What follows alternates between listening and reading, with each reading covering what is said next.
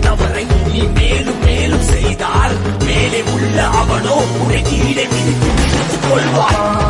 வரவா வரவா உன்னை துரத்தி வரவா நீ விதைச்ச